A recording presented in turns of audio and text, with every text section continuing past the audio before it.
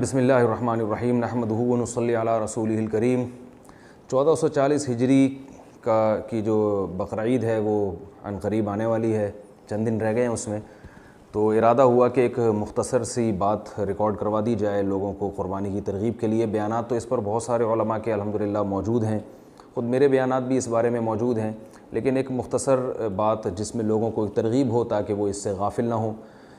تو پہلا مسئلہ تو یہ ہے کہ قربانی یہ ضروری ہے، کیونکہ قرآن مجید میں اللہ تعالیٰ کا ارشاد ہے انا اعطیناک الکوثر فصلی لربک وانحر ان شانیک هو الابتر، کہ اے نبی صلی لربک، آپ اپنے رب کے لیے نماز پڑھیے، وانحر اور قربانی کیجیے۔ تو نبی صلی اللہ علیہ وسلم کو اللہ نے اس کا حکم دیا ہے، اور ظاہر ہے جس بات کا نبی کو حکم ہوتا ہے امت کو بھی اسی کا حکم ہوتا ہے، جب تک کہ نبی کی خصوصیت کی ہمارے پاس کوئی دلیل نہ ہو۔ تو اس آیت سے بھی استدلال کیا گیا ہے کہ قربانی ایک محض ایک مستحب عمل نہیں ہے بلکہ صاحب استطاعت پر لازم ہے۔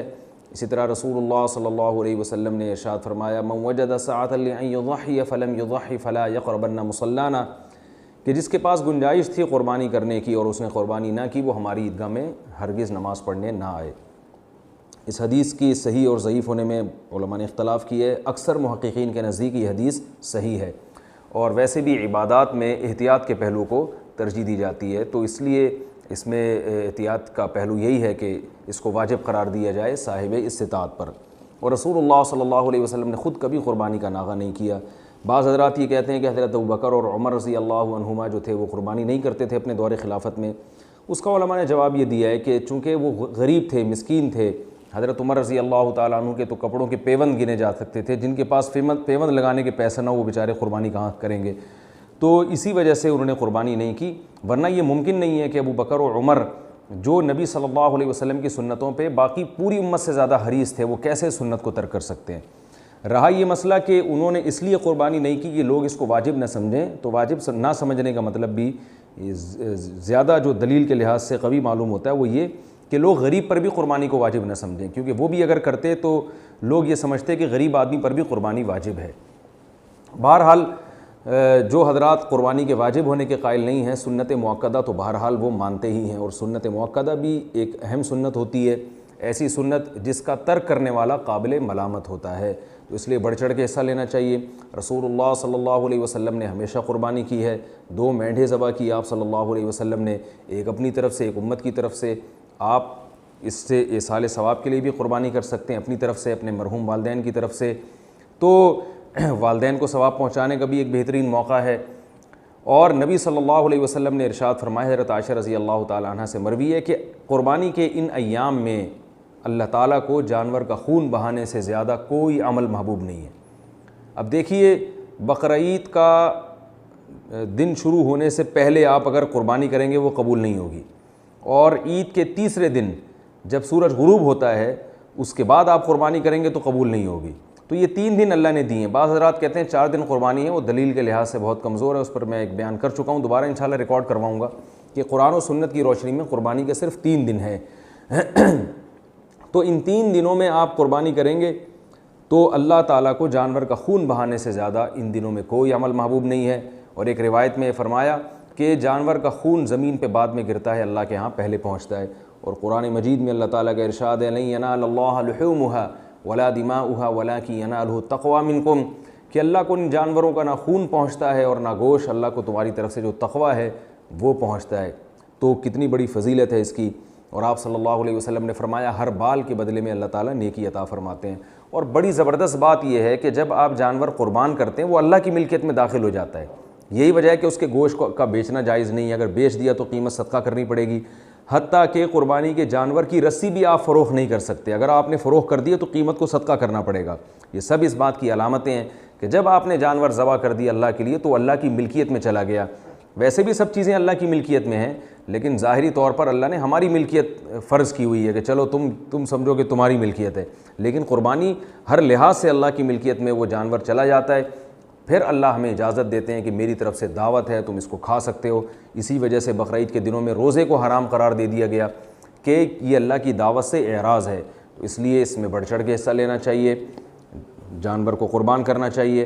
اور ایک بہت اہم مسئلہ یہ بھی ہے کہ قربانی چونکہ ایک عبادت ہے تو اس کو عبادت والا ہی یہ طور طریقہ ہونا چاہیے۔ بہت سے لوگ کیا کرتے ہیں، جانور جب گرتا ہے ذبح کر رہے ہوتے ہیں، کھیل تماشا ہو رہا ہوتا ہے، سیڑھیاں بجا رہے ہیں، یہ بالکل غلط ہے۔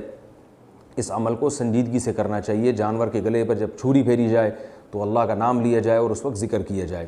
اور قربانی کے موٹے موٹے چند احکام بیان کر دیتا ہوں، مسائل کا سیشن میں یہ احکام تو ویسے چلتے ہی رہیں گے، جو ہمارا دوسرا چینل ہے اس پہ آتے رہیں گے، لیکن جو موٹے موٹے احکام ہیں، نمبر 1 کہ جانور کو راحت پہنچانے کا حکم ہے۔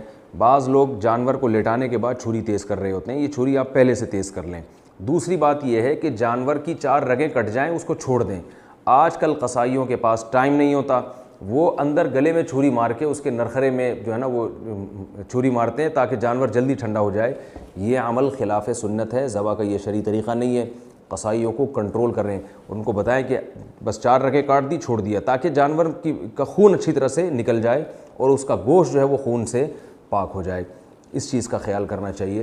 باقی جو مسائل ہیں، اچھا ایک بہت اہم مسئلہ یہ بھی ہے کہ اگر آپ کو یقین ہے کہ 7 آدمیوں میں، جو جانور میں 7 آدمی شریک ہیں، ان میں سے کوئی ایک ایسا ہے جس کی آمدن حرام ہے، تو یاد رکھیے پھر باقی بھی کسی کی قربانی نہیں ہوگی اور گوشت کھانا بھی جائز نہیں ہوگا۔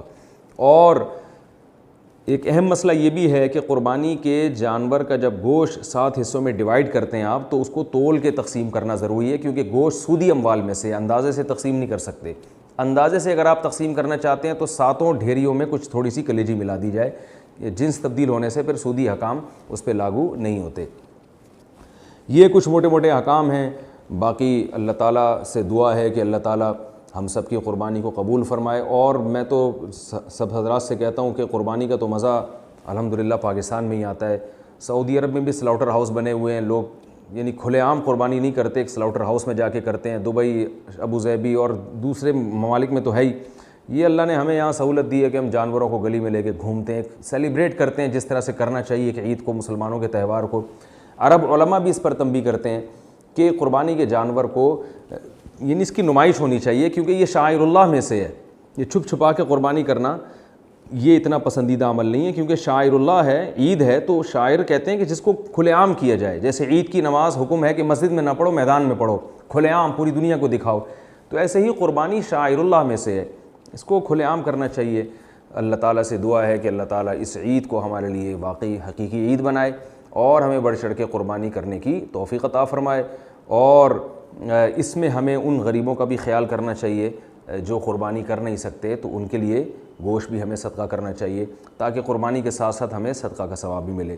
اللہ تعالیٰ عمل کی توفیق عطا فرمائے۔ وما علیہ۔ تو پہلا مسئلہ تو یہ ہے کہ قربانی یہ ضروری ہے، کیونکہ قرآن مجید میں اللہ تعالیٰ کا ارشاد ہے، انا اعطیناک الکوثر فصلی لربک وانحر ان شانیک هو الابتر، کہ اے نبی صلی لربک، آپ اپنے رب کے لیے نماز پڑھیے، وانحر اور قربانی کیجیے۔ تو نبی صلی اللہ علیہ وسلم کو اللہ نے اس کا حکم دیا ہے، اور ظاہر ہے جس بات کا نبی کو حکم ہوتا ہے امت کو بھی اسی کا حکم ہوتا ہے، جب تک کہ نبی کی خصوصیت کی ہمارے پاس کوئی دلیل نہ ہو۔ تو اس آیت سے بھی استدلال کیا گیا ہے کہ قربانی ایک محض ایک مستحب عمل نہیں ہے، بلکہ صاحب استطاعت پر لازم